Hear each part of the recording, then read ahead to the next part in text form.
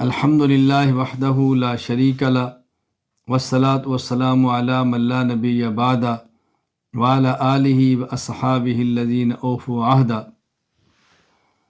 میں نہایت درد کے ساتھ دنیا بھر کے تمام مسلمان حضرات خواتین سے گزارش کرتا ہوں کہ اپنے مظلوم مسلمان بھائیوں اور بہنوں کے لیے دعا کریں، اور جب بھی کسی مسلمان پر مشکل وقت آئے تو دنیا بھر کے مسلمان کو اس کی مدد بھی کرنی چاہیے اور اس کے لیے دعا بھی کرنی چاہیے۔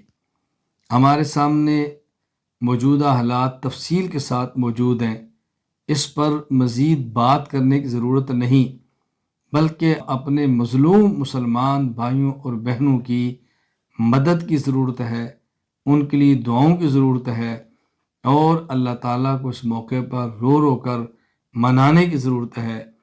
دنیا کے کسی خطے میں اگر کسی مسلمان پر مشکل وقت آئے تو ایسے وقت میں ان کی مدد کرنی چاہیے، دعا کرنی چاہیے، ان کے خلاف منفی بات کبھی نہیں کرنی چاہیے، ایسا جملہ کبھی نہ کہیں جس سے ان کی حوصلہ شکنی ہو۔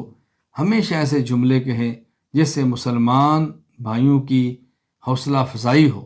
اللہ تعالیٰ مجھے اور آپ سب کو اپنے مظلوم مسلمان بھائیوں کی مدد کرنے کی توفیق عطا فرمائے۔